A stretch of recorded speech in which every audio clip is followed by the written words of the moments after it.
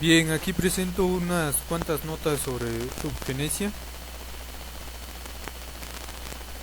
Como definición tendríamos que es una filosofía social, ante todo, que defiende la mejora de los rasgos hereditarios humanos mediante diversas formas de intervención manipulada y métodos selectivos de humanos. Como mencioné, estas son las notas, pero sí tendríamos que ver primero esto de filosofía social, que estudia el comportamiento social humano. Sí tendría algo de razón en clasificarse como ciencia o filosofía social a la eugenesia, ya que en el fondo como viene la definición, la mejora de los rasgos hereditarios humanos, defiende la mejora. Nos podríamos preguntar así filosóficamente por qué es que queremos mejorar como humanos, ¿no? Eso es una pregunta eminentemente filosófica. Otras ramas que lo estudian son la ingeniería genética, que estudia la eugenesia, la sociobiología. Aquí tengo una nota, dice: Yal Gould y Lewontin arguyen que el determinismo sociobiológico lo que hace es justificar el statu quo conveniente para las élites y que legitima los programas políticos de gobiernos autoritarios. Relacionan esta teoría con el darwinismo social, la eugenesia y las mediciones del IQ, que en los 70 generaron controversias en su aplicabilidad a problemas humanos con alta carga ética. Para ellos, Wilson comete una falacia naturalista. Conformaron un grupo académico que estudia evidencias que contradicen los postulados sociobiológicos. Para adentrarnos en aquí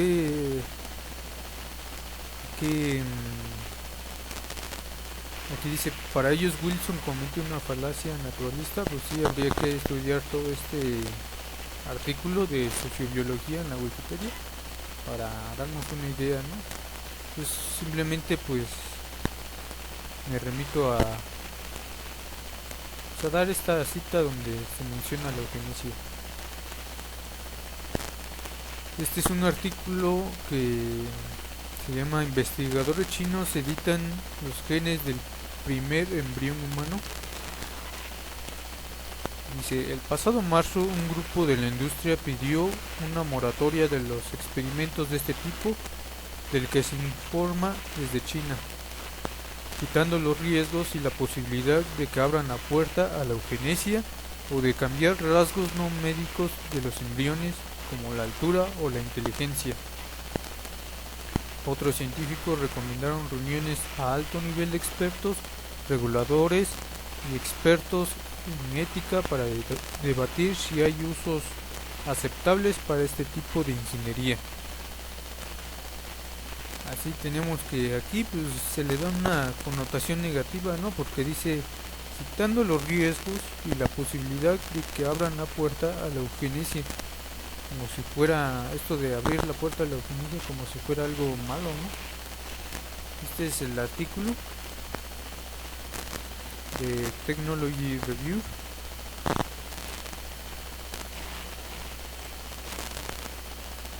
Y así se llama: investigadores chinos editan los genes del primer embrión humano. Este ya es tiene un buen, es del 2015, 23 de abril del 2015.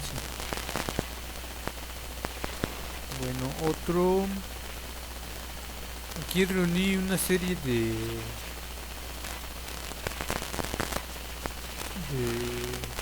investigadores que de alguna u otra forma se les asoció con ideas genetistas. Por ejemplo, aquí inicio con Platón. Dice, En una de sus tantas ideas dice que las dos clases superiores de los gobernantes y de los militares deben vivir en una cierta comunidad de bienes e incluso con relaciones sexuales controladas por el Estado. Platón favorece la eugenesia o medios que conducen a la mejoría de la raza humana. Este es de Filosofía para principiantes, Platón y la política, y aquí habla sobre el Estado. Entonces, ese fue Platón. Otro es Julian Huxley. Aquí tenemos. Huxley fue un miembro destacado de la Sociedad de la Eugenesia Británica. Fíjense, había una sociedad de la eugenesia británica, siendo vicepresidente y presidente. Él pensó que se importó la eugenesia para sacar variantes indeseables del acervo génico. Aún después de la Segunda Guerra Mundial, creía que la raza fue un concepto sin significado alguno en la biología y que su aplicación como sistema de clasificación muy inconsistente.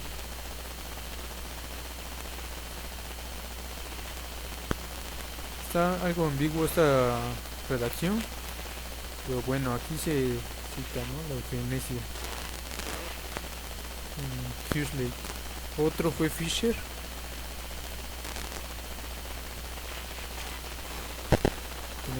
Fisher se había convertido en uno de los fundadores más activos de la Sociedad de Eugenesia, junto con Keynes, el economista, Kuhn y Horace Darwin.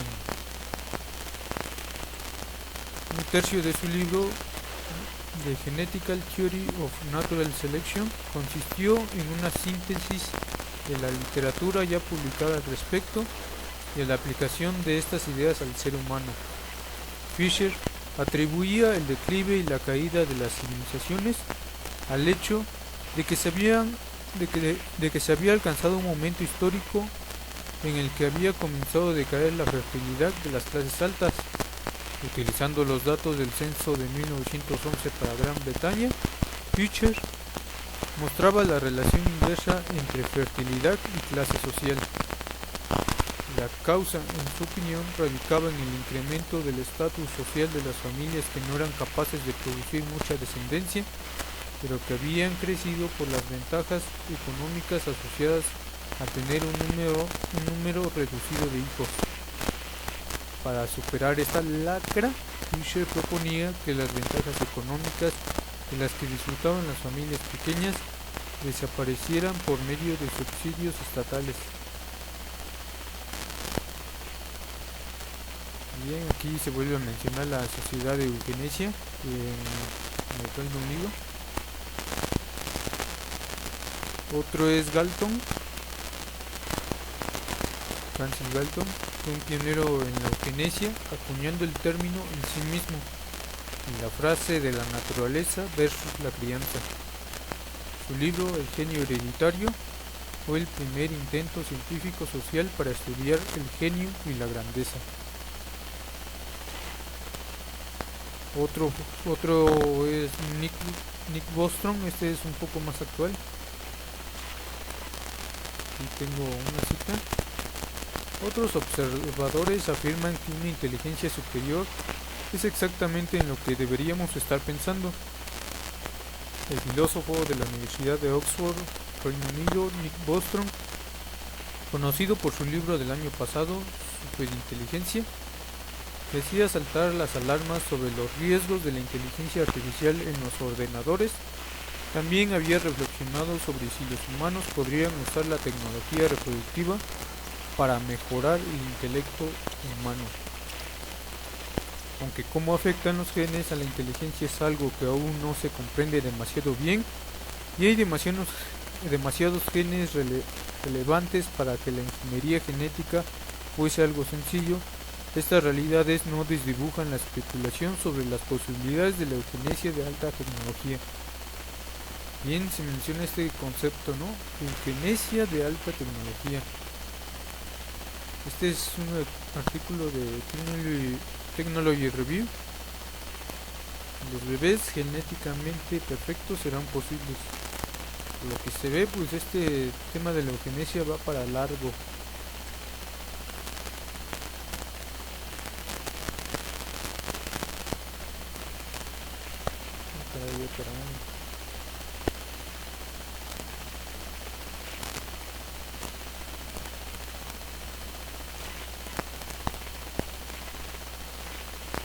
Bueno, otro personaje es Pearson. Nada más se cita esto: era partidario de la eugenesia. Pearson, el estadístico.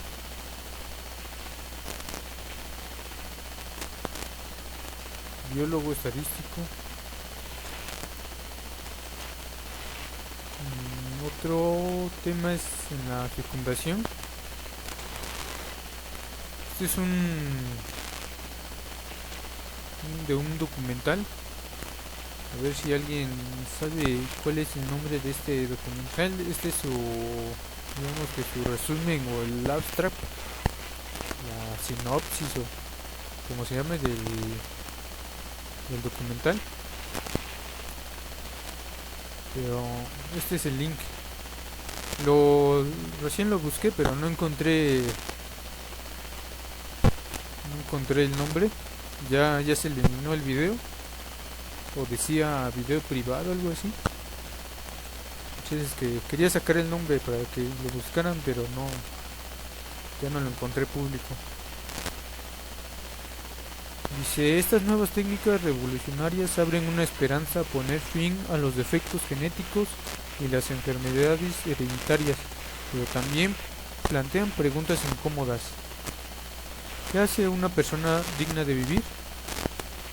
¿Qué significa moral, ética y legalmente que la eugenesia se practique con métodos cada vez más eficientes?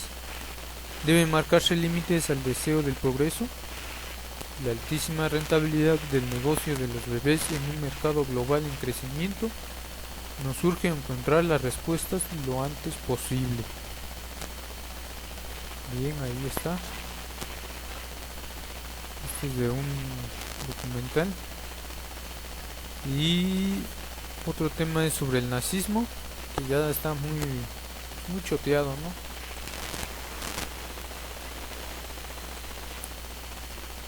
Que el nazismo dio lugar a propuestas tales como la de la eugenesia.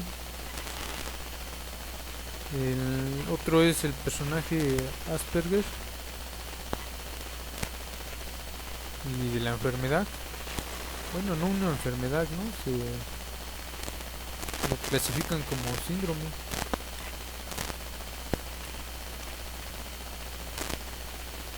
¿Qué es esto?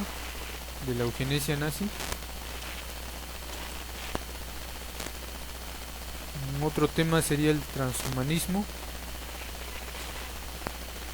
Les digo que este va para largo. Las ideas fundamentales del transhumanismo fueron planteadas por primera vez en 1923 por el genetista británico Haldane en su ensayo Dédalo e Ícaro, la ciencia y el futuro, que predijo que los grandes beneficios provendrían de las aplicaciones de las ciencias avanzadas a la biología humana.